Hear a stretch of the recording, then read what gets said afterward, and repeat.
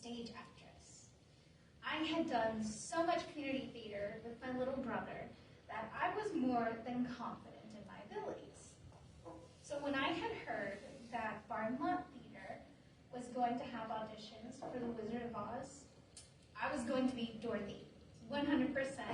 I was going to wear those ruby slippers, click my heels together, and swoosh my braided pigtails.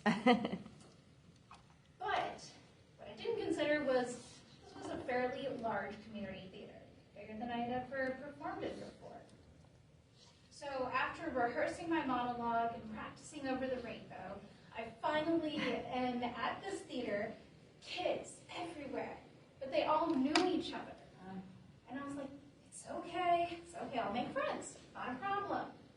And so I confidently walk into the girls' dressing room, and there were so many girls all dressed in blue dresses, pigtails, practicing singing over the rainbow, and they were so well prepared. I wasn't. I may have gone into it a little too confident, and again, unprepared. That was the first time that I looked at myself in the dressing room mirror and only saw what I lacked. That's okay. I am still a star. I will be a star. And so I am waiting for my auditions to start, and all these Dorothys are all lined up, whispering their monologues and getting ready.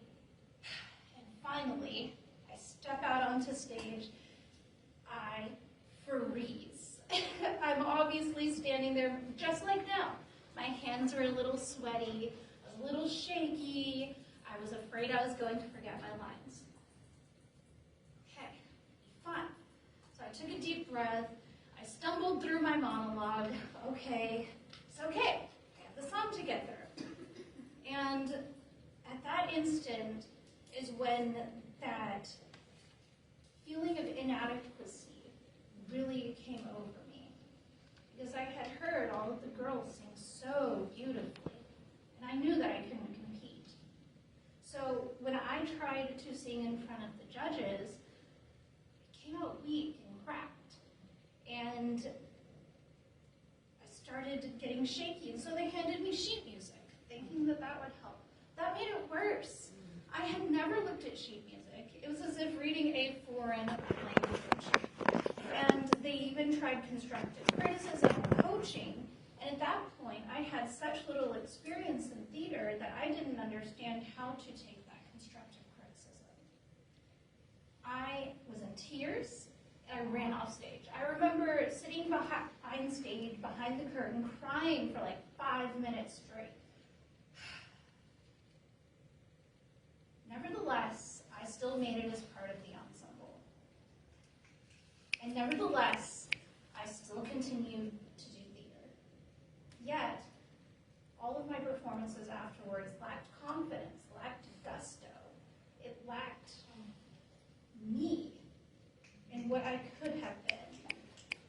And in hindsight, instead of being deterred and comparing myself to other girls, I should have been inspired by their talent. Now, that dream that we all have as children, we're supposed to nurture that. It's supposed to grow from time and within us, and that passion. I did not nurture that because my confidence was so bruised. And as an adult, I regret that. I wish that I had overcome that fear and pursued my passions and the need to be a part of the arts. So as an adult, I'm here to say, do not let your fear determine your fate. And it is never too late to get back up on the stage.